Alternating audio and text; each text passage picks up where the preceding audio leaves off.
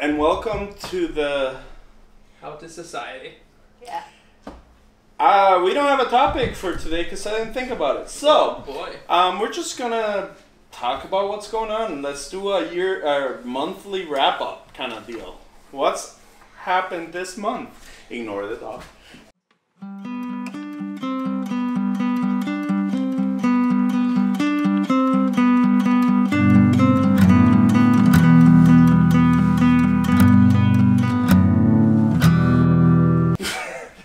What's happened this month? How has life changed? How is society doing? Society is on fire. Is it? It is terrible. 2020, yeah, man.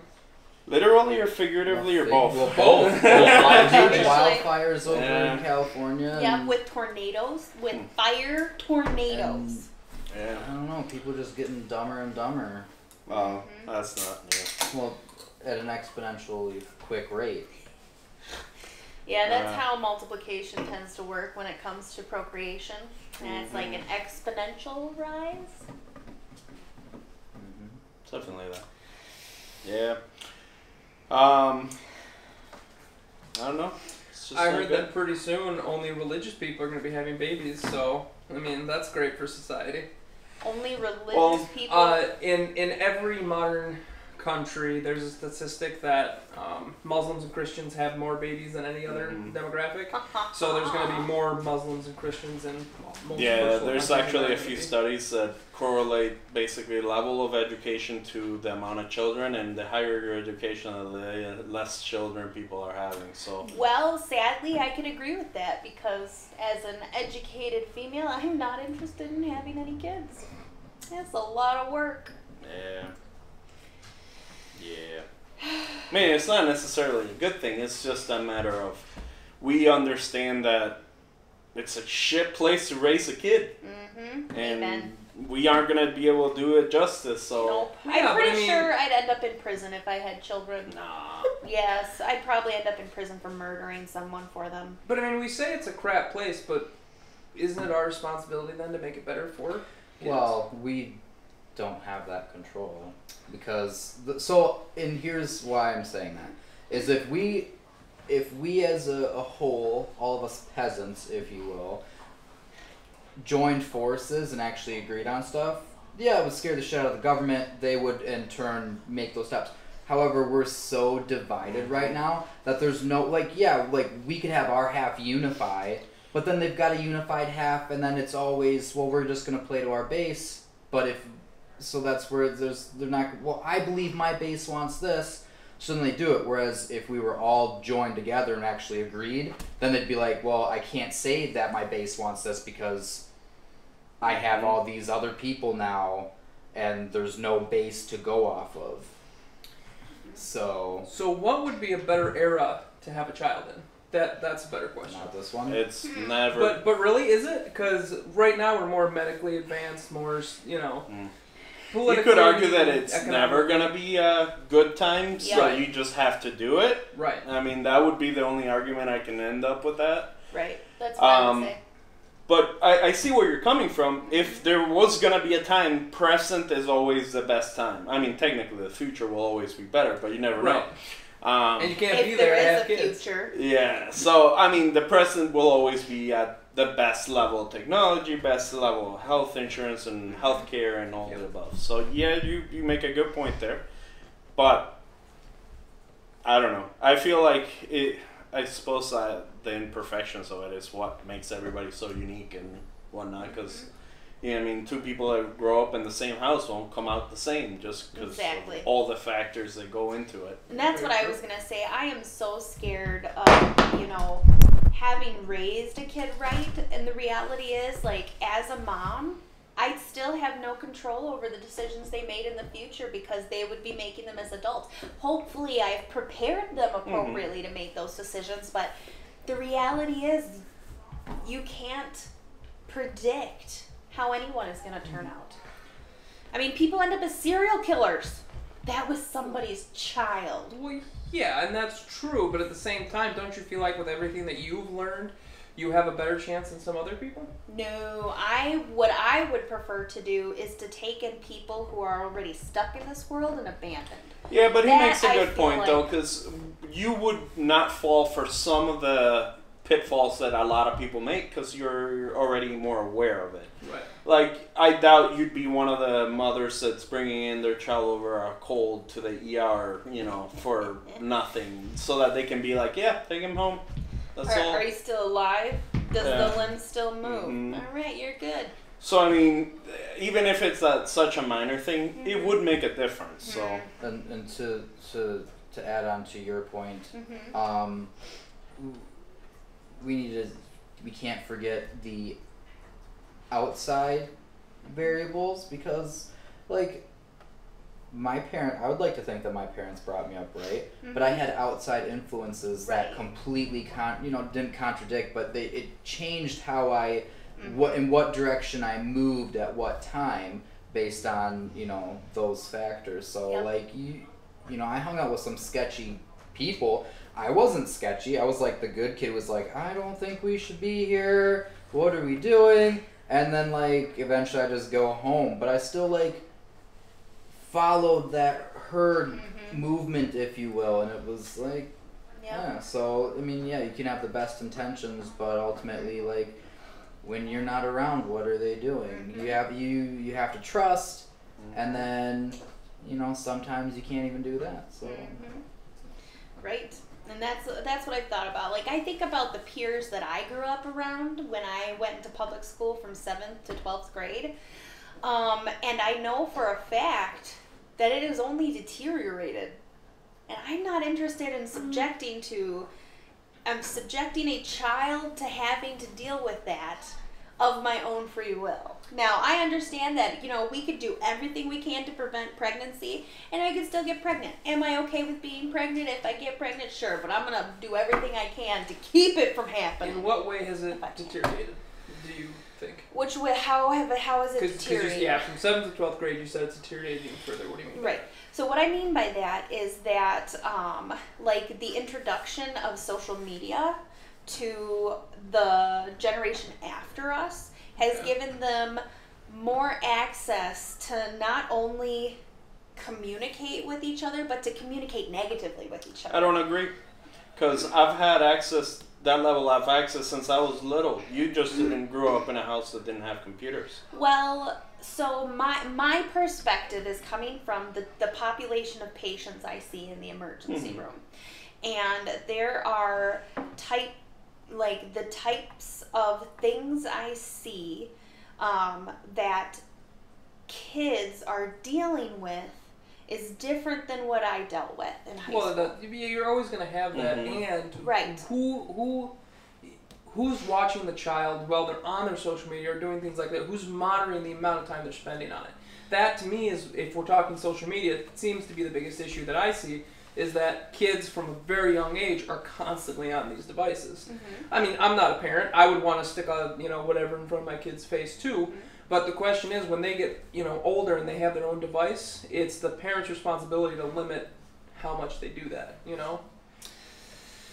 Because I listen to podcasts and they're like, yeah, we don't have phones in our house. Like, if we are at home, it's no phone. Like, because they're going to be on it all the time anyway, and I want to make sure that when we're at home, we're doing stuff together.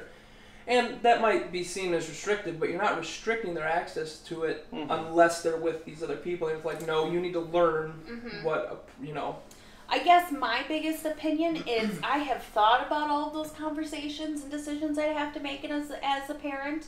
I just don't want to. Yeah, I mean, I don't that's want fair. to decide how much I should restrict my child's internet, because that too can have negative effects. See, I'm of the mentality, just let them watch a few wrong things and they'll learn. That's how I learn. So I at any point in time knew more about computers than my dad. So I had full unadulterated access to the internet, and I saw some things. Yeah. Well, I mean, that is true, and it also is the way that the future is headed, and I mean, I had free access of the internet for the most part, and the blockers they put on those computers are never very good. Exactly, So. and then it teaches you how to cheat the system Yeah, versus basically. deal with what you're actually exposing yourself to. And like I even remember in high school before, you know, we had smartphones. Okay, so kids didn't have smartphones back when I was in high school. Okay, and even back then, I had groups of friends whose challenges were to find the most disturbing and horrible thing and see who grossed out first. 2 girls, 1 cup. Yep. That's always been a thing, though. Yeah. Well, So- I know, but what I'm saying is the access is a lot more than That's normal. what I'm trying to say. No, not for. So I could argue your point prior to the invention of the internet. Since the internet's been around, people have had access to all the nastiest shit out there. I'm talking like my cousin level, who's nearly 20 Help me years older than me. understand, how do you believe people had the same amount of access to the information we have now that we did in the past? So, okay, before Libraries. internet, let's think about it. Yep. Before internet happened, your daddy had a stash of magazines under the bed. That's right. Your kid would stumble upon that stash and take it to I was school gonna and say, say, "Look what I found." We came And across then, those in our own home. Right, right. Yeah. So, I mean, I think that's Yeah, I know. kind of where he's Or- coming from. Right. Is, you know, you stumble Right. upon stuff for, you know, like even like Dennis the Menace, where they're up in the attic cleaning, and he's like reading a Peep Show magazine, Right. and he's like, Yeah. "That's not for kids," and then like he's like, "Oh my god." Nothing's changed. It's just how we consume it that's changed. So, see, I don't agree because I do think technology has made access to this stuff easier. Because, like you said, 2 girls, 1 cup. If the internet had not been there, what are the chances you would have been exposed to that particular It's called type- the donkey show. That was what happened before 2 girls, 1 cup. People went down to Mexico and watched a guy Okay. blow a donkey. people. You said people had to travel That's there fine, to see but it. the But point- that's what I'm saying. What I'm And saying now. Polaroids happened. And, Right. you know, But you'd have to like physically hand that to someone. What I'm saying is the reality is that the internet has created access to these things for younger and younger generations. That's which not- I mean I'm not opposed to. I mean they're gonna have to deal with it eventually. I mean, if anything, My point is that the access to social media and the internet for younger and younger people who haven't developed those critical thinking brains yet are now able to just blah all of their feelings wherever they want, whenever they want. I agree with what you're saying, but who would you rather have raising children? Somebody who understands it, who's going to help them, guide them through that, actually have conversations with the child, talk to them, or people like our parents who are just going to say, we don't talk about anything, and if you do, I'm going to leave the room. So, like, So I I would do rather think- have more people like you who are raising children who are aware of these things, who will talk to their children about them and be like, hey man, so what did you see on the internet this week that terrified the fuck out of you? Hey, well, you can explain that to the other people out there, because it ain't changing my mind. Well, yeah, but Do I agree with you? Of course I agree with you. But until we take other people's rights away from having children, we're not going to be able to change the situation we're until we in. start sterilizing people. oof, Quite literally. that's a dark road. Yes, it is a dark road. But that's the only way to stop this idiocracy phenomenon from occurring. And so, in more recent times, I think we've all kind of seen the news, and that there was a whistleblower on the forced hysterectomies in the detention centers. So when you say that, now we kind of got to roll it back and say, okay, Exactly. we need this specific group, Right. which even then is like Jan said, is an even darker How do road you because exactly? How do Yes. you can't take that right away from someone? Mhm. Yeah, It's yeah. just it's never going to be ethically okay. Nope. However, you could ease up on all the restrictions and all the safeguards. Against what? human nature, we try and prevent people from killing themselves all the time. Just take away all the warning labels. Oh. Well, so That's simple. So, but to the whole restriction thing, how do we? Here's what I find. What boggles me is that somebody abuses an animal, right? They go to court. They're fined. They're tried. They go to court. The judge says, "Okay, you cannot have any animals in your possession."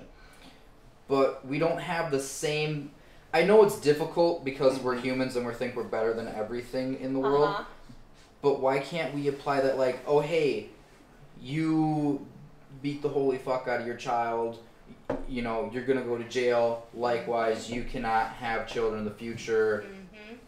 I know it's hard to do because people can slip underneath the radar. Even with, you know, not having animals and they have them, they can slip underneath. But I'm just wondering...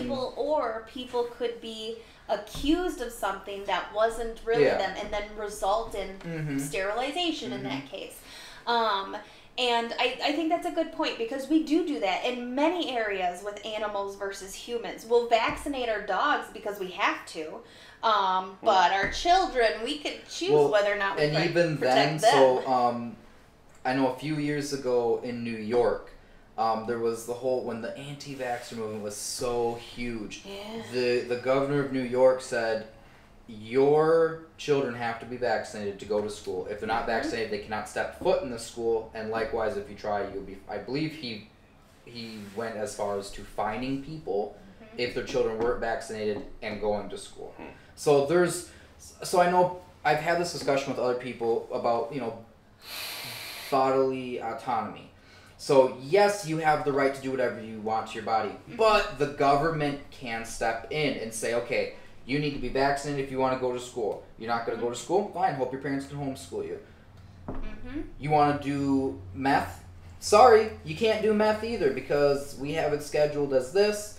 That's illegal. So it's a very fine line of what you can actually do with your body versus what the government can tell you. I mean, I think we should go based on the concept, though, that my bodily autonomy ends where yours begins. You know, and the point with vaccinations is you're not just putting yourself at risk; you're putting the person next to you at risk. And so that's why it doesn't make sense that they shouldn't be some kind of legal precedent for it, because you are affecting the people around you. You could make the same argument for meth. I mean, they're going to be out of their mind, and they could kill somebody or hurt other people. Likewise, you know, their kids could stumble into it, get a hold of it, overdose, or, you know, they're even then they turn around and sell it. I feel like these aren't comparable because you're talking about an illegal substance that people are using on the streets, and a vaccination you get specifically to stop. I was talking more in the sense of the government having a right to tell you not to do it. Right.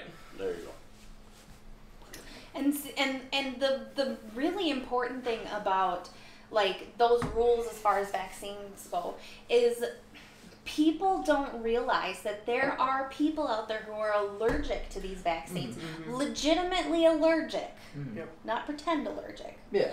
And they rely on their community to be following these protocols and procedures to get vaccines. Otherwise, they are at really high risk. But like Jan said earlier, we're just allowing the stupid people to keep populating, and they're genetically deformed at this point. Yes. And honestly, I'm not touching that one. We're in drift right now. We want to be in survival of the fittest mode. Come on. So let's talk about... Who's the fittest? I mean, I'm not. That's what I'm saying. Like, so let's talk about the evolution of the humans and where we're going to. So I strongly believe that gene editing is going to take a huge, play a huge part in everything. It already is. And the fact that you can tell if your kid is going to have some kind of immune deficiency or anything, and to some degree modify that. There's the whole kind of worms, which is making, super babies and shit like that. But, didn't China already make a couple? Did they? I think sure. I think there was a doctor in China who did something with CRISPR, and it had something to do with the AIDS virus or something. They made them unable to get AIDS. That's pretty impressive. Didn't he also lose his medical license? So Yeah, because they believe so. told him to stop doing Yes. it because it was unethical, and he kept doing it anyway. So they stripped him. I don't blame You know, him. and I If I had the technology, right. Well, I think the problem was he couldn't predict what the outcomes would be because basically it's like, hey, I think this is a genetic factor for this. I'm going to shut it off. Guess we'll find out what happens to your baby. Gotcha. Oh wow. How true that is, I don't know. That is purely based on memory. if they weren't sure, what were they gonna do? Expose the baby to AIDS and see if it? Well, but I mean, well, it's Well, China. yes. Who cares? They're gonna do what they're gonna do. That's true. They're gonna I shove mean, they people did into a have a warehouse if one-child they have policy coronavirus. Yeah. because they had way more people. I thought they got rid of it. They did get rid of it, but I'm pretty sure the whole reason for them having it was because their population exploded. Yeah. So they're like, okay, you can only have one child. Mm-hmm.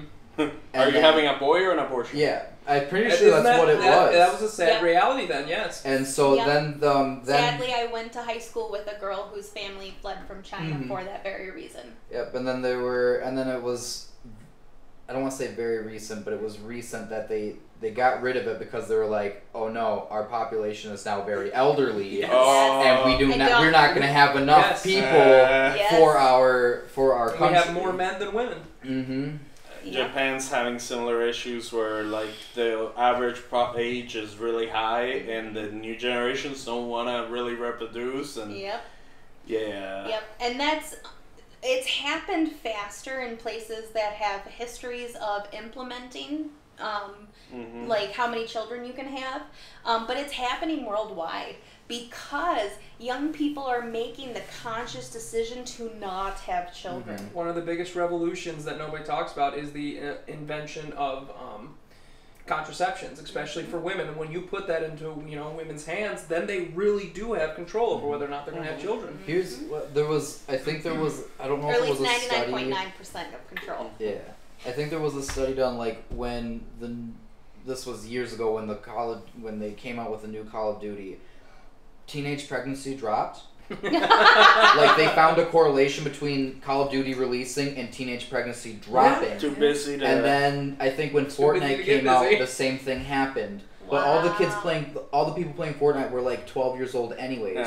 So that I don't think that's a very good correlation. But Well, yeah, like when But look at our shows that we have on TV, 16 and Pregnant. Mhm. Oof. Which and that's what our country is very bad at, is capitalizing on stuff like that, and then all of a sudden it's But I would like to say that I'm fairly certain teenage pregnancy is on the decline recently. In like the last 10 years, it's taken a very steep drop, and that comes from sex education, things like that for the Yep. most part. Yeah. So Right. I mean, so when I was in school, sex education was like, this is what chlamydia looks like, this is what herpes looks like, this is what starts with a G, gonorrhea looks like, and then they were like, okay, now we're gonna do the web of STDs. And you basically, they would hand you a thing, and it was like, okay, now you're going to go talk with these people. Oh, guess what? You talked with those people, and now you gave them gonorrhea. Good job. good job. Let's see who's all healthy at the end of this. And there was, like, nobody. Like, that was the extent of our sexual ed education. And even then, in middle school when we did it, it was, okay, the boys are going to go in one room, the girls are going to go in the other. The boys are going to learn about them. Rightfully so, girls are going to learn about them. And then, like, it was a 2-day long stint where then you flip-flopped and you learned about, the boys learned about the women's and the women's. See, I think that's how it should have been, because you kind of know how your shit works by that time. You need to learn about the other one. But basically, when we learned about it was all boner talk. And, like, legit, we didn't learn anything. We all thought boners. Ha, funny. This isn't going to pertain to us because, we all want to have sex. So How long it was ago, just. though, did you go through sex ed, though?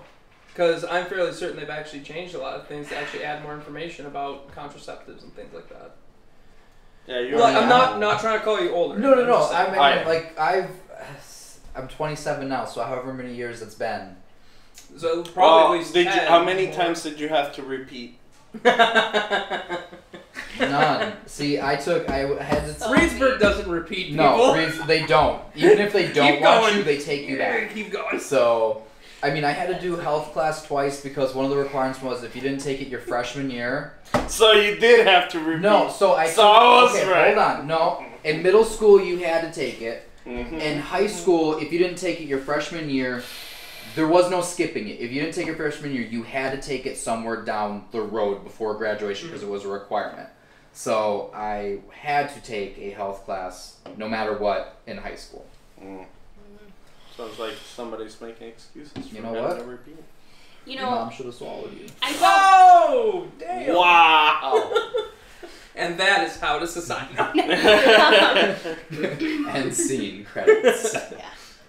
Well, and I know, like, one of the things I teach nursing students is how to talk to people about contraception because there's so much misinformation out there. And, you know, we really need people to be educated. It's not fair to, you know, just expect people are going to be abstinent. And not even consider educating them on how to protect themselves. Because that's what's important. The reality is kids are going to be put in the situation where they're pressured. And they need to know how they can protect themselves. Yeah. I will say one place that I've really seen contraception become more of a topic that's able to be talked about is in the Christian community. Because I remember growing up as a young child, you couldn't talk, you know, contraception was evil, you never used contraception, you had to have as many kids as God wanted.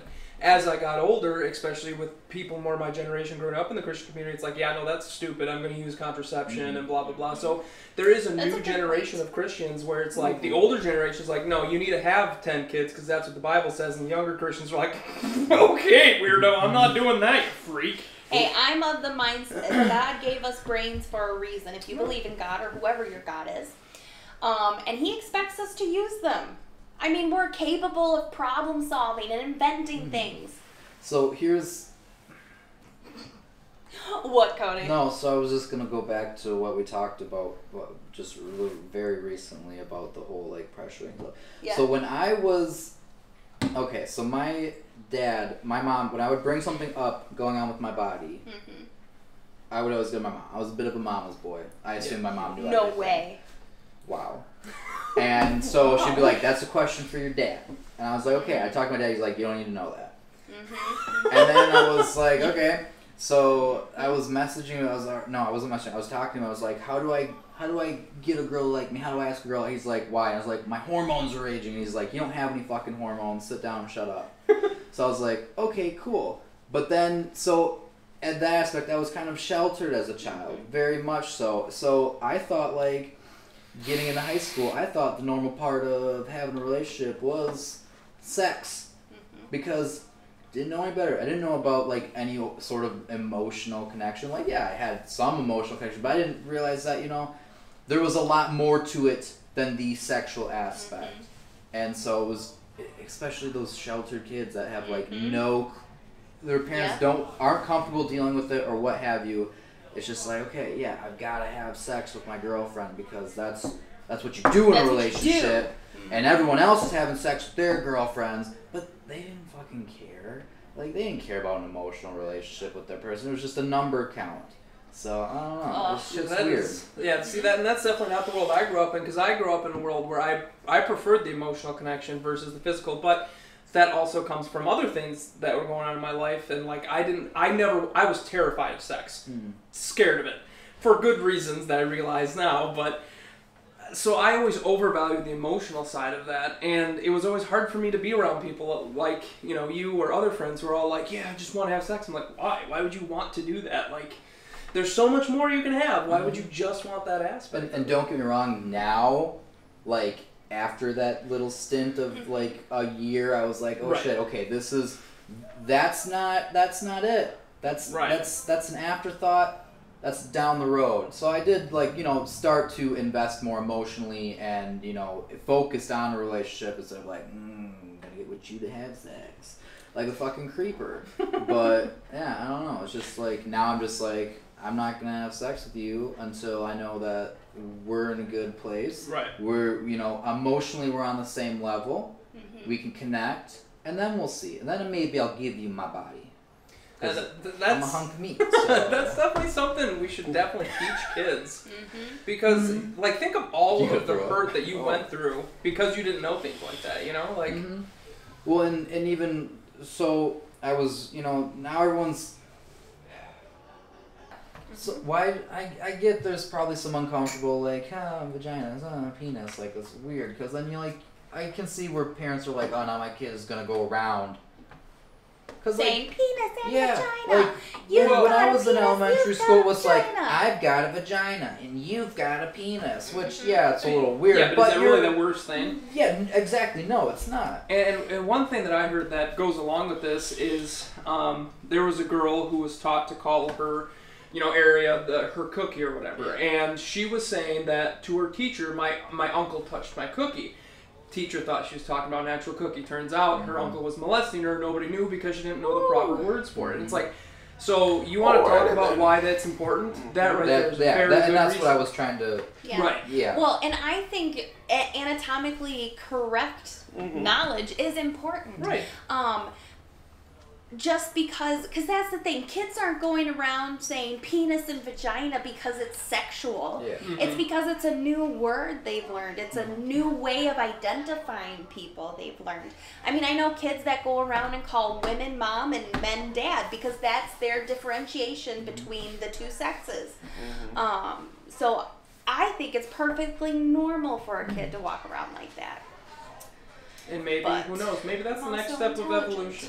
Just Well, calling things so what they're supposed to let's be. go back to that because we kind of went on a tangent with everything else. It's about survival of the fittest. So with any animal, obviously the weakest animal does not lead. Right. The strongest leads because the strongest is able to protect them, and then the strongest obviously has the better genes. Just a caveat, there is a lot that goes into it other than just power. Yeah. There's social standings. So yep. So like I know with chimps, like if they don't like the lead chimp, they'll gang up and beat the shit out of him, leave him for dead, apart. and then they'll like, okay, now I'm the guy. So yeah, between the different animal groups, there's a lot of different ways about it. But as a human society, there was a mosquito. As a human society, we can only move as fast as our slowest member, and if they're getting really slow. Super slow, especially when the oldest are the ruling class as well. We're not. Are we progressing at a decent pace? Sure, but that's only like, in my opinion, technological advances. Yeah, scientific advances. But as a society, we're still heavily set with traditions and all this stuff because our slowest group hasn't caught up. Right. Which I get, like, culture is very important, traditions are very important, but if you're holding up everyone else because you can't be this because it's against my traditions and my culture, well, we can't move forward, we can't progress as a society. Keep in mind, evolution doesn't happen in a progression. Yeah. It's leaps and bounds. So it's not gonna just slowly get better. Yeah. It's literally gonna be a rough transition of we're currently stuck in this mentality and all of a sudden we're just gonna change. And I feel like the big spurt is gonna be basically our interfacing with technology. Well, That's I gonna think be the it's big when leap. the boomers die. I don't agree because so the whole thing with old people is all people are the same. Even doesn't matter what generation, they turn into the same person essentially. That's true. So I think the moment you can interface with computers and you literally can't get old because the problem is Alzheimer. That's the current challenge we have. Basically mental ability to remember, ability to be cognitively, Sound. Well, not even sound. Just I think of it as like being fit cognitively. Being able to exercise your brain, if you will. So once that improves, your overall view of everything's gonna change. You're gonna basically maintain a level, which isn't necessarily a good thing because it also means you won't, stop being a huge dick if you're a massive dick. So do you think genetically at this point we're about as evolved as evolution is going to take us, and it's up to us to further it? No, the thing with evolution is it just tries everything. That's the short answer. Yep. But it doesn't it just does random mutations, and if the mutation works, it passes on and it keeps on trying new shit. If it's crap, it dies. Where do you guys think that our next split from what we consider ourselves to be human now is going to happen. So when are we going to split off into our common ancestor? Two possibilities: either machines or space. I would agree with, Because my the opinion. moment people start fucking in space, the resulting fetus is not gonna be Right. like we are now. Their mass is gonna be significantly different. Hell, just spending time in space would turn them literally into a bag of meat. So Well, and we're probably gonna end up being space slugs. but I mean that's also going to depend on what we do with gravity, though, right? That's true. And the radiation from space, how that's going to affect us if we can even have children after we're in space. I think it's not an issue. Okay. But the gravity is going to be the Right. thing. I think the lack of gravity is just going to reshape us, is all it is. So, like I just said, we're going to be space slugs. Would We're you gonna be jobless. rather go the space route or the mechanical route? Honestly, it might be a cross. I was going to say column A, column B. Find the I crossover. was just. I'm gonna do both. Dude, I'd rather be a Space slug. cyborg. Space cyborg slug. Because like my knees are terrible. Like, no, so Yeah. legit. Like, Okay. at some point, in like the near future, I will most likely have So- to have knee replacement surgery. Right. I'm only 27. If you look at what makes you, Mhm. it basically it's just a floating spaghetti monster. So if you Your were to nervous take the system, right? floating spaghetti monster and attach it to a cyborg exoskeleton, Yep. then you could be in space without worrying about gravity or anything That for is that true. matter. This is true. Except now you have a whole bunch of new issues with keeping power going and like Yeah, we how do you need get it. charged? Do you think that it would be possible for us to genetically make a human with a brain and a spinal column without the organs? So you keep it alive in a lab and then you can transfer it over to a mechanical body. Yes. They did that once. Really? Did Well, not to a mechanical body. Maybe I'm not putting together what you're talking about. But there was a scientist who, I believe it was with chimps, Oh, you're talking about cutting the head off. cutting the head off, and They recently they did kept that. it alive. No, and they were transferred going it. to, and the guy back chickened out. Yeah, I can imagine that. So would be terrifying. yes, they basically chopped the head of a monkey and sewed it onto another monkey's body.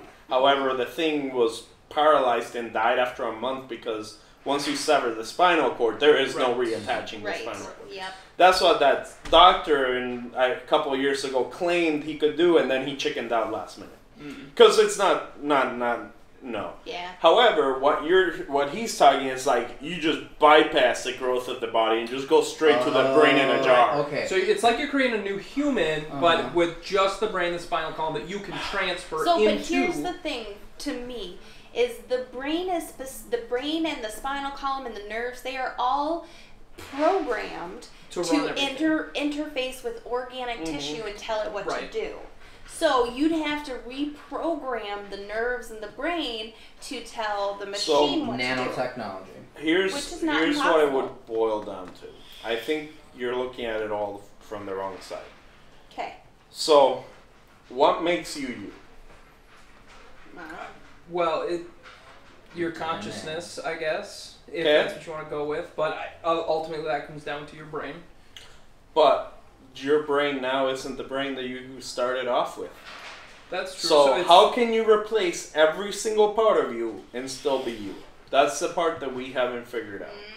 So the point is, so let's say you grew up as a normal person and slowly started replacing chunks of yourself Okay. until the point that you ended up being a brain, or hell, not even a brain, just a memory system So like inside a downloaded- machine. Right. That could continue to analyze and learn. What makes you you? That's what we don't know. And the sad part is there's no real way to 100% conclusively know, because you woke up one day and you were here. Right. It's not like you can just know what it's not to not be here. So the fact is, so let's say right now we found a way to take everything, your brain, and shove it into a machine and gave it a way to talk. There's no guarantee that that voice coming back and that sound and all that is still you. It could be that all of you makes you. Yeah. Like we don't know. I see what you're saying. It could just be that this is just an avatar and the consciousness isn't even on Earth. So what I will say is, I think the idea that freaks me out the most is that, so I read this one thing once that talked about how, you know, this person died and he met God and he found out that he was basically a child God, and the way you become a God is by living every life on earth. Yeah, I've seen that. That terrifies the crap out Really, of me. I think it's amazing. No. I love that theory. Well, it's kind of fucked up if Yeah. it's the real thing because of all the atrocities that you're doing to yourself. Exactly. Well, right, but That I mean just- that's it the makes me thing. so So sad. as you're progressing through that, you are becoming more enlightened to a point where you're like, oh, maybe I shouldn't be killing myself, because ultimately, Yeah. what's the concept that gets us all better is like we discussed before, more empathy. And what is empathy other than I'm putting myself in your shoes? Yeah, for sure. But going back to it all, it's like, as far as we know, this could just be a medium through which we're channeling to experience. You know, we could not even be part of this. So But my question is, does that question even matter? Because this is the only it existence matters. we know. It matters in the sense of moving forward into the digital era. Yeah, okay. Because Yes. the moment you start messing with trying to save the collection of memories into a machine, Mhm. now what if you're just creating a program that acts, talks, and feels like well, you, and but it isn't you That's the anymore? thing. It would have to be able to learn and progress as itself, and it would become its own entity. Because, like you said, I'm not the same person I was as a child, and the thing that defines who I am is my experiences, is my hardships. But what I'm talking about, though, is what would happen to you then? Well, are they downloading Do you my get what I'm- actual brain and consciousness into it, Yeah. or am I also You're basically okay? going So becoming I'm a machine. dead, becoming a machine. Do you? So the question is, are you gonna still see through your eyes? Does that make sense? Yeah, but also, how would you know the difference? Is How- it like Well, you would either. So my point is that you would either. So it comes down to the point that it wouldn't be you who would have that decision anymore to figure out. I don't think you But could know if you can't call your memories you, then what are you? exactly. Right, and like I get where you're coming from, but I can't get to the point that it wouldn't be me, because either way, there's going to be some being that So- on some level is experiencing things, and it has all of my memories, so therefore it has to, at least in part, be me. But not necessarily. It could be a new thing that has your memories, has its own thing, but this experience is now somewhere else. But either way, if it has my, like, you're right, I might not be conscious anymore, but if it has my experiences, then it will still in fact be a part of me. I guess Yeah. I kind of see that as you don't die until you are forgotten.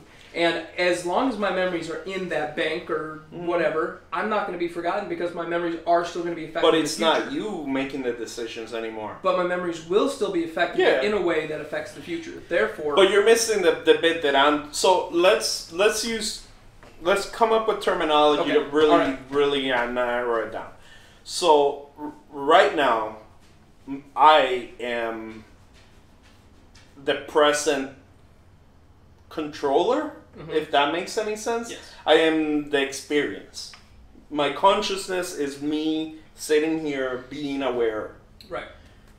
That self doesn't necessarily belong to this body in my memories, because like you said, we've literally changed. How is that tied to me? And if I just were to take all my memories, like somebody who gets Alzheimer, I guess that's where we need to figure out. Somebody who gets Alzheimer's forgets their entire past. They don't stop being themselves, even though they can't remember it. They still are their conscious observer. Yeah, but they're definitely not the same person. They're a little off, but I feel like you just think they're off because they can't remember certain things that you're expecting them to remember. But they're still functioning. But they're You're saying still they're a functioning observer. Mhm. Let's call it the observer. Okay. So their memories have nothing to do with what the observer is. Right. So if all you're putting onto a computer is the memories, Mhm. that means the observer is still stuck in the body. So if you were to upload your memories into a machine and then kill the body, you're fucking gonna die, and then just some memories are gonna live on. Yeah, So, I think I I understand think- what he's saying. yes, It's that- I understand so it if too, you finally. if you were to put your memories in whatever, and you had, okay, let's say we're gonna go the cyborg route, and you had to have an AI. The AI would have retention of those memories. However, it's making new memories on its own. Yes. Right. Therefore, it is not you as a Right. who you were before Mhm. making those memories. It is A computer. it can still go back and see your So- memories, but it's making its own. Let's just talk about what an AI is. An AI is a computer program that uses a memory bank Yep. of pre-programmed patterns of thought. Right. That's what we are essentially, except the We do it observer. organically. Well, yeah, and also the observer, me, I'm in control, not a database with options. Now, if you were to put your memories into a computer, now that's just a computer controlling, making decisions based on memory. So it's just an AI. It's not a person. Well, all of this seems like it's going back to is consciousness separate from our brains? Or is there a soul like this? I know. Kind of speak, And you so know? the observer, what is the observer, the and is it observer? actually part of your body? So the problem is across history, different cultures have thought that basically the seat of the soul has moved around. The Egyptians thought it was in the heart. Yeah. It's only in modern times that we think it's the brain. There was another time that I think they believed it was in the stomach. Yep. So it really does move around a lot. So nobody really has a, Go ahead. Yeah, but this doesn't pertain to what we were talking about, so we can finish that. I just Yeah, want to pose so- another question. So, yeah, that's the biggest answer. It's like, we're I- moving towards that basically the interfacing man and machine, but And I think the problem is gonna be. I'm sorry. No, I was gonna say, I think the soul is in your big toe because I get the most angry when I stub my toe. Well, I'm saying. See, that's my thing. Very I don't offensive. really know if we actually have a soul or if it's just the concept that we have free will, because that's really what we're talking about. You're talking about being the observer, but being able to control your actions. So it also comes back to, do we live in a deterministic universe where everything is already determined, or do we have free will? quantum physics disproved the deterministic. Well, but there's a lot of people out there who are scientists who would say that there is a good possibility that we live in a deterministic universe, but we don't have the technology to understand what is the determining factors. I've heard arguments for both sides, and I still stand by, it can't be determined. And I know that was one of the old things that, like, I'm going to misquote here. I want to say it's Einstein that said God doesn't play with dice, Right, or something like yeah. that. But it comes down to a lot of people have correlated that to quantum physics. So being then- that So if we take it a step back from quantum physics and take it to our personal experience, if we are nothing more than the environment we grew up in and our past experiences, are we really determined? Are we really have free will, or are we just like a computer going based on our previous experiences? So I think we do, because we can consciously make a decision to actively change ourselves. Even like regardless of our past experiences and our memories and the what best we know. example is you see people who grow up in similar circumstances, and some thrive and some just wallow in the filth. But how do you know that that's not a genetic trait versus a free will trait? Because I am capable of telling you the choices I've made that have made my progression different Are from you just rationalizing others. that though as you making that choice? What really is making the choice? So I know that I consciously made a choice because I had to pick between options. I had options. Every to go day this you But way, what if the options to go butterfly that way. landed on a different leaf? Would you? No, because the whole thing is it comes down to, like, every morning, do you choose to get up or stay in bed? I mean, it's that simple. You could You get to easily choose to stop Okay, moving. okay, but what is making that choice? Where does that process come from? So Because this comes back to the observer and the do we have a soul? Because if you think about where your thoughts are coming from, you're not like consciously So deciding I what think- thoughts go to So your mind. I get what you're getting at. So yes, genetics do play a role because at the end of the day, we are DNA. And DNA is a self-replicating program that's designed to promote life and move it forward. So yes, at the end of the day, you are running on a basic programming that just keeps you moving forward and keeps you being alive. So on that logic, we should be researching which DNA codes have to do with empathy. And we need to genetically edit everybody to have those genetic codes. And then the world would be such a better place, guys. I would definitely say that we certainly experience our world through the lens of free will, that we all think that we have autonomy. But I think the biggest question is going to be, is that true or not? And can we accept it if it turns out not to be true? Like if they can go through our neurochemistry and find out, oh shit, we can actually predict every decision you're going to make, then we live in a deterministic universe. You couldn't. I mean, there's the whole thing in science that if you had a controlled environment, you could determine anything. But the reality is there's so many factors going on in real world, and then you add the unpredictability of the quantum world that it makes it virtually impossible. Is it 100% impossible? We won't know for a while. And so I want to go back to, you asked a question. You asked, what is it that makes you feel inclined to pick the way you do? What is that motivation? And the reality is, I think everybody has different motivations. I think, and it's everybody, and that's part of where free will comes from. We have the opportunity to decide what's important to us, what we value. And that, in turn, affects how people make choices. But could you change what you value? Yes, I could. In fact, I have several times. As you learn and grow. But in the, like, if you went back in time with the same perspectives you had, could you make a different choice? Logically. If you went back in time to where you were to that same place, could you possibly make a different choice than you made? Even knowing that you had all these experiences, you would still be inclined. Yeah, I mean, if you think about it, though, every action you take could lead you down a completely different path. Right. And I mean, you could also argue that they're all happening at the same time right now. So I mean, with like, if the multiverse, so if you're looking at it from that perspective, though, then in theory you could argue that it is deterministic because everything is happening. No, touche. Like so every option. What would change is what you're seeing. So we come back to the observer. Gotcha. The observer is free to go down any of those predetermined paths. Yep. Does that make sense? Yeah. So let's for the sake of argument, it's a deterministic world or universe.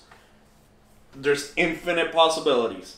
The observer gets to choose which path you're going to take and which multiverse you're going to end up in. Simple answer to free will. The easiest answer is always the right one. Isn't that how that goes? No. What is it? The Occam's- simplest Oh, explanation. Occam's razor, No, yes. yes, that's what I was trying to say. So my question, somebody asked me this, and I kind of have an idea based on, things that go on in the world, but they asked me, what would have happened after the migration of our species out of Africa and we all settled in our different spot if we never met back up? Well, I mean, Define met back up. So, like, right now, the United States is arguably the world's largest melting pot of cultures and races and ethnicities. If we just stayed... Well, we couldn't, because they would expand to the point where we'd run into each other. I would like to, think about the Native Americans before Europeans came over, Australia before anybody settled that, even China and the Asian regions were largely cut off from the rest of the world. So we did have a large period of time where we didn't interact with each other.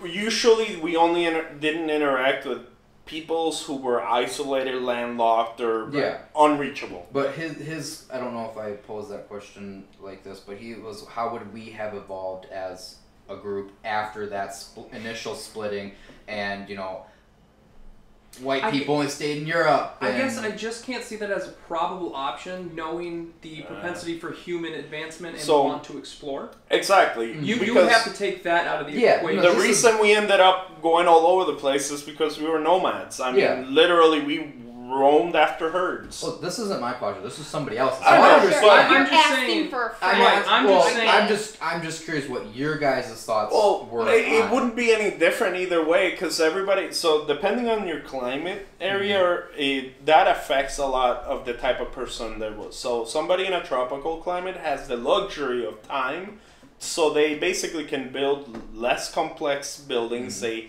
can wear less clothes, and they can focus on different things. So if you look at it, like life in the Caribbean is very slow. Nothing is done in a Everything's slower rush. down south. And literally, the warmer it is, the slower it is. Because I hate heat so much. It just drains you of energy. Yep. Whereas if you're in colder areas, they tend to build quickly. Yes. They tend to get shit done because you're gonna freeze to death. So let's okay. So indigenous tribes of South America, where they have no contact with anyone, the people that eventually do, like scientists that are granted permission to go access them, and their lives are infinitely better. According to them, according to these tribes, they're not worried about the day to day. They don't have this. They have laws based on like So- I'm not gonna hurt you because that would hurt our So, group. Yeah, but they do though. They kill people because somebody got a cold and they think it was witchcraft. So, my argument, my opinion on that is it actually comes down to volume.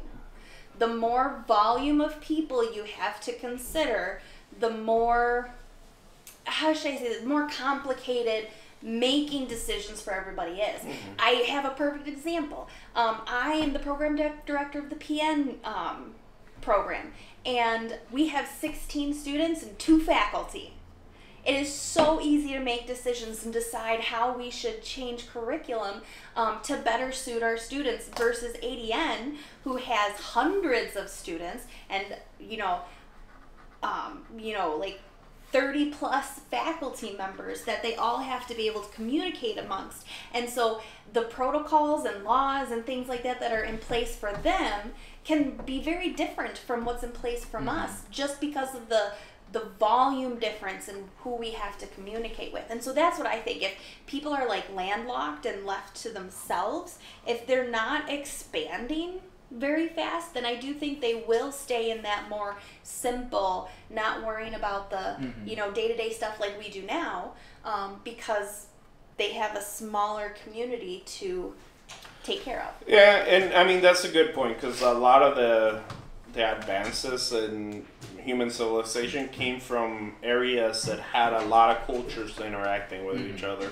If you look at all the Sharing of ideas. revolutions and all the big booms, they came from that. And so that I think that was like deep down, that was the core of the question, was what would have happened to our to the world essentially had we not. I think we would have progressed a little bit slower because like you said, and there was no. This is why I brought up like the Native American tribes and the Aborigines of Australia. Most of them lived in these nomadic tribes where like they followed the buffalo. When we came here, they weren't very technologically advanced beyond we do what we need to survive. But then the question is, then you go further down south where you had the Aztecs, the Incas, the Mayas. Those were very advanced civilizations. They were older too. Right, but I mean, they were also cut off from what we would consider most of the rest of the world. So the question is, was it just interacting with their other cultures within the forest? I think you hit the point though. The difference isn't. Hold on, let me rethink how to phrase that. The point isn't contact with others. It's a style of civilization. I think that the moment you become an agricultural based civilization, it's a start it of grows. Technology. Yeah. Because now you have an abundance of food, so you have more time to sit around and talk. You have sciences and arts start to take over everything, and that's why the Aztecs were more advanced than the Native Americans, because they were more on the nomadic side. They had to hunt. I guess they farmed, but not to the same level. Like the Aztecs invented hydroponics. Yeah, right. I was Like- like, didn't they create like the first aqueducts? Or Yeah, whatever? not an aqueduct. They Well- just literally made rafts and put dirt on it, and they literally grew on rivers. So it's like the perfect growing material, And so I think that's the key. The moment you discover agriculture and you're able to grow your own food, Right. boom, you're done. And I mean, think about how many, like you said, how many people are going to be freed up just by that? Because, like, in today's society, we have a certain segment of even in America, dedicated to farming for the rest of our country. And in all the little tribes that are still kind of secluded, they're all hunter-gatherers. Yes. None of them have established agriculture. true. They all have to go and forage. So that literally, when you spend all your day wandering through the jungles looking for food, you don't have a whole lot of time to sit down and ponder the mysteries of the world. But at the same time, I've heard that that's actually a misconception that they spend all day. Most of the time, it's like 4. But you're right. It's just a matter of, Right. of phrasing. They don't have the luxury of sitting around for extended periods of time Because thinking. they're literally on the brink of survival. Yes. So it's like, okay, We We gotta need do to go this eat. survive. Yeah. Right. We need to go do And this. yeah, usually you can tell the level of evolution based on how much they farm. mm-hmm. That's the easiest way to put it. There's a model, I can't remember what it's called, but it's like a civilization model, and it goes from, like your wandering tribe to farming to you become compassionate for others to, blah, blah, blah, blah, blah. Gotcha. And I think we're in like stage 5 of it right now, I'm and there's not like sure. 7 of I them. think our country is we're failing. I think our democracy will fail relatively soon. You think so? Think so? So okay, look at the Roman Empire. Didn't they only last 200 years before their 2000, I believe. No. was it? Oh, No, it was just less. kidding. It was. I don't know. I don't know. Because I looked this up because I wanted to argue with somebody about it. I'm pretty sure it was only like 200 something years before they collapsed because they had power struggles between. So I'm pretty sure it was like 140 AD, 240. I don't know, but that sounds right. The problem with Rome was they literally got bigger than they were. So they expanded too far. They had too many tribes that they were literally bullying to keep under their feet. Well, and they were all like, no. I Yeah, also well, I did know- hear an interesting theory. This is all saying then, but that they think lead poisoning might have been part of it because they were using lead pipes to get their water, and that can make you more aggressive and stupider. So, anyway, Yeah, sorry. because I know from what I had read, it was because of, I'm sure this is what it just said. There was power struggles between two societal groups or government bodies or whatever, and then a menagerie of whatever else happened, and it declined. We've been a country for 243 years, and experts have said, from what I've read, that, and this isn't like, this isn't an anti-Trump deal, but a lot of experts have come on and said, like, 2016 was the downturn of our democracy. So the only way the U.S. would collapse is if Texas went rogue, and then a couple other states followed suit. California, New York. I don't think California and Texas would be on the same side though. They would No, split they their own wouldn't. factions. Yeah, but that's how it would fall because that's how Rome fell. Literally, states became rogue, and then Well, in came the outside forces, and boom. the other problem though, like you were saying with the power struggle, what ended up happening at the end was they didn't have a solid ruling base for more than a couple years at a time because they got so involved in politics, killing each other, claiming the throne, all this, that it literally became the political elite's goal was to gain power rather than protect everything that they had. So it became so consolidated in Rome that the rest of the empire was able to Does fall that sound apart. similar? That sounds familiar. And that's like, Gotcha. so, but it's funny because But like, we still have a solid 4 years guaranteed to who's ever getting it. Whereas there was like 6 months and they would kill them. and my whole thing about it was just observational, anecdotal, whatever, where it's like now we've got Trump saying like, I'm pretty sure he said he wanted to be president forever. I could be wrong. He says a lot of But well, that's the thing. But he says a lot of things. But well, I mean, it would be scary if eventually. Putin just did that. Yeah, So Putin's been president for so. well, no, he just literally did that. Well, He yeah, is no, now he's for been- indefinitely. He's been president for so long, and then just recently he changed up the Russian constitution so he can remain president indefinitely. Now our Prime constitution.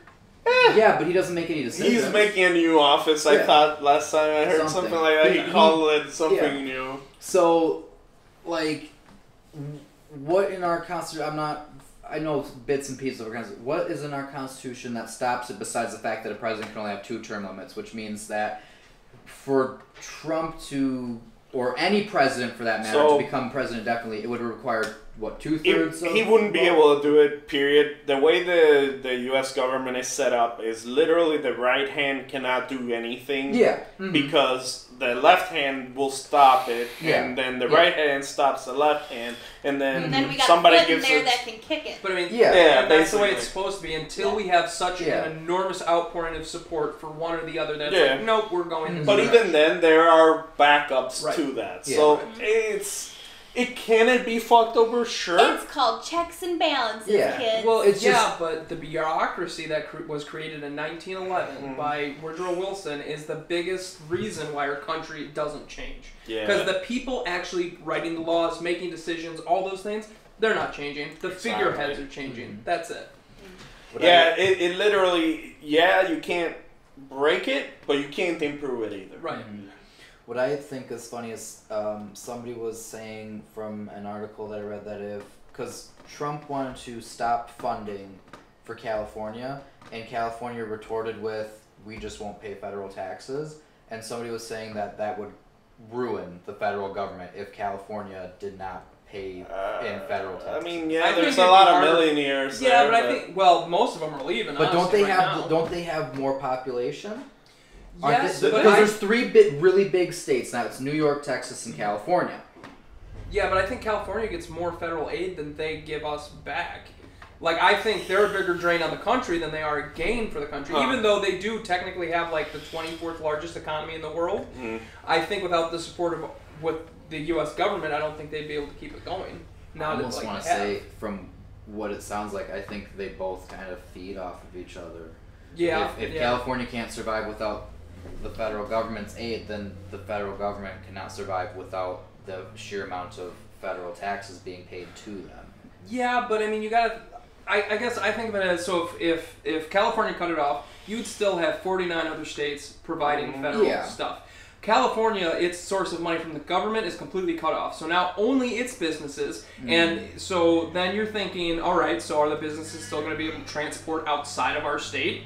Who knows? Okay, The government's probably going to say no. So now their only clientele is going to be within California. I think it would hurt them a lot more than the government overall. So I don't have enough knowledge to make an educated opinion on that. Mine's not educated either. It's just, a theory. Mine's just from what I've read, so whether those sources are accurate or not, I don't know. somewhat fact-checked them and cross-referenced, but I'm also just speaking purely on memory because I haven't looked into it in a while. So. I guess I look at it just like I look at, Chaz, Chop, whatever it was. So they're all like, this is our own free to term the thing. Chaz Republic? Yes. Or Chad Republic? Whatever it was. Chaz, Chop. They changed it. Oh. Anyway, but the thing is, they're all like, hey, where are the ambulance services? Didn't you just declare yourself completely autonomous from everything else? I think you guys better figure that out. So is that the one between Serbia and... No, in Seattle. Okay, was so in Seattle. there's a country, there's a dude who found an unclaimed chunk of land in between Serbia and some other country, and he's like, I'm claiming it, I'm creating a country. And eventually, one of the bordering countries made it illegal for people to enter that country, and if they caught trying to go in, they would arrest them. Okay, let me stop you, because that's not real. That's not real? Okay. How long ago was that? I don't know, I just recently stumbled upon it. Here's why it's not real. There was not a global law, but a UN-based law that no new country could be formed that passed back in 60s, something like that, because there was an explosion of micronations. Yeah. And there was 3 or 4 fucking little, the biggest one was something Republic, and it's literally an abandoned oil rig off the coast of England. And so it's that started happening, so they're like, no. That was in 2016. The man who created a tiny country he can no longer enter. So basically all of these little... Yeah, but it wouldn't be recognized by the UN is what I'm saying. Yeah, no, it wasn't recognized, but he basically set up his own little country, whether it was recognized or not. And he had 20,000 applications within the first few months. And so the neighboring country was like, it's illegal to enter this spot. And they arrested people, and people can't, if I remember correctly, people can't exit it, and people can't enter it. And so this dude is just stuck but he does make regular travel plans to visit other countries to support his country. Yeah, but again, like I said, the UN does not and that's support fine. it. So But it's what I'm like, saying is a lot of these places are literally like, these people buy these chunks of land and support claim it. isn't the right word. Recognize. Yeah, they And don't so- recognize it, but a lot of these are privately owned, and then they claim it because they bought it. It Yep. wasn't set or I mean, put shit. out, whatever. These are like the little types of areas that people that are crazy fanatics like my father run away to go join. They're Yeah. like, we're gonna build I'm a sorry, country but over here. that's no different than the people who were selling stars and real estate on the moon at Yeah. one point in time. Oh, I cannot wait until we get bases on the moon and people are like, I own this part of the moon, and the government's like, what the fuck? I paid $2 Well, million yeah. in 1997. So there's a Cool. couple websites where you can go and you can buy a lordship title. Yeah. And Yes. it comes with like a 5-foot square of Yep. property within this castle grounds. But obviously they're not legitimate titles because Oh my you goodness. weren't born there, you weren't All it given that takes is to title be a by. landowner. But yeah, so like people are like, I'm gonna get this for my husband, and they're like, why? Yeah. Well, I think it'd be cool if they could own this. And it's like they don't really own it. You're just giving money to this group, And now you're paying and taxes on yeah, it. Way and to they're go. giving you a phony title and a phony 5 square foot spot of land. That But hey, you can't can do still anything. legitimately say, I am a lord. No, you can't. You can't. You can You say can. it, but it doesn't. It's not a legitimate title. You can't go around and be like, I'm gonna get this reservation for free because I'm the lord of whatever. Because they're gonna It be like, carries no "Who?" weight behind Yeah. it. That's what It doesn't carry weight, but it can still be there. I was gonna do it just so I could be like, yeah, I'm lord, you know, whatever. Diplomatic immunity. Like I know it has no weight behind it, but just to go around to other people like, you're in, you know, the mists of royalty right now. I'm Oh, lord, jeez. whoever I'm a landowner Yeah. in the old, the old realm. from the mother country. Oh, gosh. Yeah. I thought it was cool though, speaking before they ditched the whole recognizing micronations to, I know, you're shaking your head, but like there was 3 ways to create your own country, and one of them was you had to get support from other established Yes. nations. So people would legit send out hundreds of letters to all these countries and they would never respond. So that actually happened to one dude. He was like, I found this spot of land. I want to get recognized. And he put out letters to countries for support of his nation, So, and they never responded. Don't get me wrong. When I first heard about this, I'm like, holy shit, this is the best thing on earth. So I was very saddened. But this is why I know, because I Yeah. researched it. I want Well- to start my own country. So so right now we're just talking about our planet and no new countries on it. Think about when we actually do get to space, and if we get to an asteroid belt and you can mine out an asteroid and create a space station. Think of how difficult it is going to be to control those populations and what they do Well, there. that's why they have space pirates in games, is because nobody can control it. Right. So And I mean, yeah. Why are you going so far away? That's why we had pirates on Earth. Yes, I mean, think Like- about just in the Caribbean. No. That's why we still have Oh, pirates yeah. on Earth. Like, Somalian literally in pirates. Somalian party Right. are a big thing. Yep. They have to arm all the cargo ships that go in those areas. Otherwise, they get hit. I just And that's on Earth, modern day, with modern technology. If an area is remote enough, can you think about a Mormon or any other kind of religious society set up completely away from other societies that you can't even get off the asteroid? What kind of crazy places are we gonna get into? a lot of inbreeding. Right? I mean, it's gonna get weird. It is gonna get well, weird when we there's start. already a lot of advancing inbreeding to space. currently. I know, but I'm saying even more. Yeah, mean, that's right. included in like Think- your spaceship breaks Think down. if one crazy guy's like, I'm gonna go start my own society with my family, Which- goes out there, lives on an asteroid, like, Mm-hmm. Yeah, What are they gonna which do? again, like Yep. there was that dude created a huge following and spiked the Kool-Aid with Yeah. poison and just Jonestown. killed everyone. Yeah. Like, Well, I guess there's several, but Well, yeah, but there's that's Heaven's just- Gate in California and Jonestown. and it's just like we've already got it here. So if we're gonna fuck up outer space just by our presence alone, because we're so fucked up as a So species. here's what's gonna really happen. There's gonna be a colony of space slugs with robot wieners, and they. Because they're space slugs. Yes, Okay, go on. of course. Go on. That's self-explanatory. So, robot wieners, space slugs that give birth to little robot spider AIs. And that's what you're gonna come across in space. God, I hope not. What? I really hope we don't. So Neil deGrasse And they're gonna be Tyson- hairy. For no reason other than to fuck with you.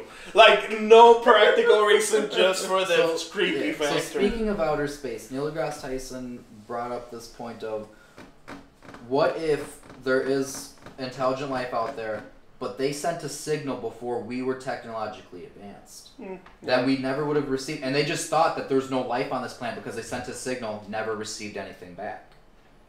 So here's the catch. If they were that smart, they'd know how it works. Yeah, but I mean, you'd also think that if the signal was able to travel that far, that we would still be able to pick it up somewhere if we're looking out there, depending on what the signal was. Not to In mention... Egypt? No. So that's Or is not that how not it what you're works. talking about? No, but I'm 'cause saying- things bounce. It's not just gonna... It doesn't just disappear. Exactly. You should still be able to find the energy signature. And so we have picked up a pick up bunch what of you're putting signals down. that we don't quite know. Okay, And yeah, that's no, part of the problem. I misunderstood what he said. So okay, that makes sense. And if you're looking out, like for instance, we're constantly monitoring with like the radio telescope. So that is able to even reach out further, and amplify. Mm-hmm. So if there was some other smart civilization making noise just through normal daily life, our radio telescopes would be able to pick it up.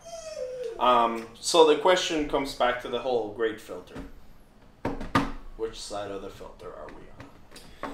So my final thoughts, because I feel like the most thing that we're going on was human evolution. I don't like the idea of space slugs. I do like the idea of cybernetics, and I think we definitely should have artificial gravity so we don't turn into space slugs. Just my opinions. It's a quick, simple solution, though. Robot wieners. I mean, think about it, though. If you could have a robot wiener, wouldn't you? Yes. Would you have the same sensation, though? That's the key, though. You would have to have the Only- same level of sensation. Get men together to start talking I about think, robot I think wieners. if you want with the arcade Well, I games, want like a robot when you, vagina. when you push a button. Is that just an equality thing? Yes. Orgasm butt. Wait, no, I changed my mind. I want a robot wiener. You want to be able to be standing up, don't That's right. you? Gotcha. Hey, they already make I was things. gonna say they Anyway, make sorry. things for that. It's called a she. I think They're horrible. that my final thought is on the evolution point is we just need to stop advancing building wise, and we need to go back to the wild, and we just need to revert back into monkeys because that was a simpler time. It was easier. We were to never understand. monkeys. Shh. We need to revert back to our earliest ancestors as closely as possible. It was simpler times. Like, yeah, things were trying to kill us, and we were like using pointy sticks. But disagree. God, they I were disagree. better. I They were just disagree. better. But So I won't go on a my tangent. final thoughts are, I don't care about the next step in human evolution. I care about my world now, and that's usually what I focus on, trying to make this a better place. But I appreciate and respect those people that are thinking about, Right? you know, Frickin' the future. censors, right? Jesus. So, space slugs with robot wieners. Yeah, I don't think I have any other thought. That's how it is society. I'm just gonna tell you guys. You guys have never played the Ancestors of Humankind Odyssey, and if you did, you would agree with me. No, we wouldn't. Hey guys, if you enjoyed the conversation, come and meet us again, and like, subscribe, share, leave us a comment. We really want to hear about your feedback, and hit that little bell for us, and you can get updates every Friday for when we put out a new video.